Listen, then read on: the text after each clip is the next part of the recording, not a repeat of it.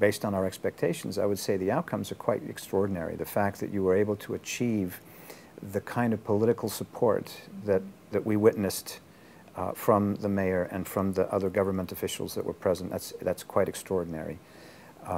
In terms of the practical outcomes, the last exercise we did was very good because in a way it got people focused on a specific tangible set of deliverables that could actually be built into real projects.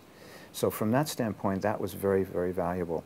One of the things that could have been done in terms of creating a real action plan was to have taken the results of all those projects and summarize. Maybe this is something you're planning to do in terms of summarizing the outcomes and putting together a master plan of sorts based on the summary and the conclusions of all the groups that came up with those ideas.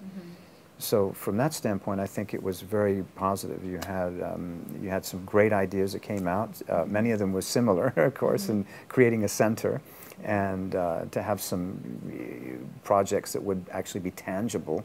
This is very valuable. Now the work begins at the end of these, and this is what we found in many of these seminars and workshops and forums is sometimes you go to them and then not much happens. Hopefully from this perspective there will be a lot of follow-up and activities that will build on what was achieved during this particular period. What I had recommended as input was the following: to start with a vision that was broad and large enough that would encompass truly a 5 or 10 or 10 plus year perspective, building a platform on which you could entice public sector, private sector support, public-private sector partnerships, and from that platform create a committee or a wisdom council that would then create a global commons of sorts, a new structure, a new legal structure that would permit you to then, from that platform, create focused pilot projects. So you could start such a project with the De Young experience, but with the goal of being truly international, so that you could actually share your experiences with others. You could create scientific communities, academic communities, experts in industry, new technologies, and especially using the internet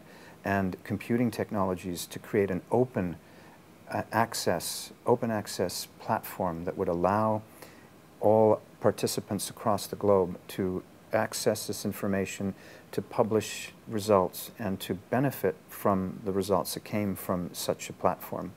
So in fact, the suggestion would be to ensure that the vision is big enough, but yet to come back, so top down, start with a huge vision and come down to something that's very practical, very realizable, but yet covers all domains, not just earthquakes, not just mudslides, but an entire palette of potential disasters, because frankly it's not just limited there. We could have economic disasters, which could be quite formidable.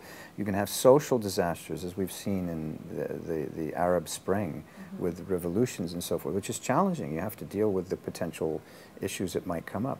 So these kinds of subjects should be included in multiple cross-disciplinary, interdisciplinary domains of society, and then build those in to a center that would be able to go beyond a small pilot and then replicate across the world, create a grid, if you might say, or a network of centers across the planet, with the first center here serving as the example, the pilot, for future centers.